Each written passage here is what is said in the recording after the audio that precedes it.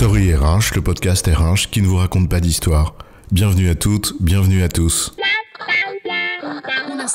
History is made of stories. Cet épisode est le premier d'une série de podcasts qui porte sur les réflexions que la série Severance nous inspire. Severance, c'est l'histoire d'une entreprise, Lumen Industries, dans laquelle chaque employé, avec son consentement, est dissocié. Une personne qui a deux vies bien distinctes.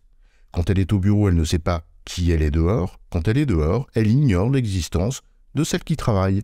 Et le tout en passant au travers d'un sas de dissociation à la porte de l'entreprise. Dans cet épisode, nous allons parler de dissociation, de vie privée, vie professionnelle et de mascarade. J'ai besoin d'un break, une pause, quoi. La vie professionnelle est harassante, ces injonctions contradictoires me poursuivent jusque dans mes rêves. La charge mentale, c'est un flux continu qui me taraude du soir au matin. La tête de mon horrible collègue de bureau me hante même les week-ends. Débranche tout, comme disait France Gall. Revenons à nous. Enfin, en l'occurrence, reviens à toi. Fais la part des choses, ne laisse pas ta vie professionnelle envahir ta vie personnelle. Sépare les deux. Si seulement j'avais un interrupteur, je quitte le taf, je switch et hop, les soucis pros sont oubliés. Je rentre au boulot, je switch dans l'autre sens et hop, oublier les soucis perso. La belle vie, quoi. C'est le principe de la dissociation, abordé dans la série Severance. Mais est-ce une bonne idée ? Alors, Severance, entre dissociation et mascarade, c'est quoi l'histoire ? Comme toute dystopie dans la lignée de 1984, Brésil ou Métropolis, Severance invite à la critique d'un système ou d'une idéologie. On va s'attarder dans cet épisode sur ce qui en fait le cœur, en l'occurrence cette idée de dissociation. Ils voulaient une frontière étanche entre leur vie professionnelle et leur vie personnelle, pour que la première n'envahisse pas la seconde. À noter que, dans l'autre sens, ça les dérangeait moins. Eh bien, leur rêve a été exaucé. Fini ton vilain patron qui te poursuit dans tes rêves. Tu n'as même plus conscience qu'il existe. À chaque jour suffit sa peine, en l'occurrence, à chaque espace de vie, sa réalité. Le concept de dissociation est défini par le DSM-5, le manuel diagnostique et statistique des troubles mentaux de l'Association américaine de psychiatrie, comme, je cite, « une perturbation et ou une discontinuité dans l'intégration normale de la conscience, de la mémoire, de l'identité, des émotions, de la perception, de la représentation du corps, du contrôle moteur et du comportement. » On n'entrera pas dans la complexité et l'étendue du sujet, on en est incapable et on dirait des conneries. En revanche, on peut retenir l'idée, certainement très réductrice et simpliste, d'une rupture comme une sorte de mécanisme de défense face à un traumatisme.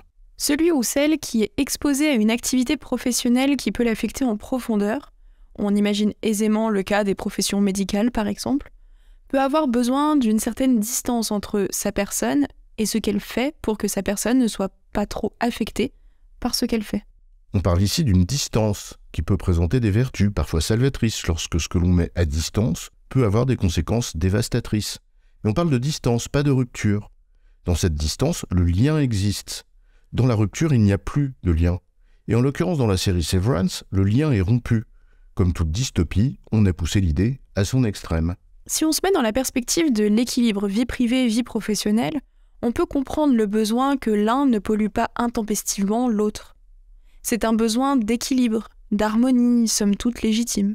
Mais lorsque la réponse à cette quête prend la forme d'une séparation que l'on espère la plus étanche possible, le risque de rupture apparaît. Rupture entre ce que l'on est, une personne une et entière, une unité non découpable, et le rôle qu'elle endosse, celui de son personnage lorsqu'elle travaille. Comme le garçon de café de Jean-Paul Sartre, au geste automatisé, qui joue à être un garçon de café et oublie d'être simplement lui-même. C'est le masque vénitien que l'on met en allant travailler. On voit l'image de ce masque, souriant, parfois proche de la folie, tant il dissimule l'être qui est derrière. Le terme de dissociation est porteur de l'idée de rupture. Dissocier, c'est-à-dire séparer, c'est briser le lien entre ce que nous sommes et notre personnage. À l'échelle personnelle, celle de l'individu, pas sûr que cette rupture soit source d'un mieux-être. À cette échelle individuelle, ce que l'on doit alors viser n'est pas l'établissement d'une frontière entre vie professionnelle et vie privée, mais plutôt une harmonie entre ce que l'on est et ce que l'on fait. En d'autres termes, éviter de jouer un rôle qui n'est pas le nôtre. Facile à dire quand l'environnement professionnel est sain et que la vie privée n'est pas étouffante. beaucoup moins facile à faire quand l'un ou l'autre est déséquilibré. La quête de l'équilibre est légitime, mais la frontière comme réponse ne le favorise pas. La frontière ne permet pas l'harmonie, car elle brise le lien. Il faut donc mieux des sas de décompression plutôt que des sas de dissociation, comme dans Severance. Et ces sas sont propres à chacun. Qu'on me présente le premier Chief Happiness Officer qui aurait trouvé le sas de décompression de chaque individu sans exception. J'aurais de nombreuses questions à lui poser. Par ailleurs, à l'échelle du collectif de l'entreprise, si chacun et chacune revêt son masque, c'est qu'il y a un loup, et c'est le cas de le dire. Quand tout le monde porte un masque, c'est une mascarade. Une comédie hypocrite qui peut vite tourner à la tragédie. Surtout quand on ne choisit pas le masque que l'on porte. Le masque a une double signification intéressante qui peut mettre le sujet en perspective. Le masque dissimule, mais il peut aussi constituer une sorte de médiateur entre soi et le monde. Et on en revient inlassablement au lien, à la distance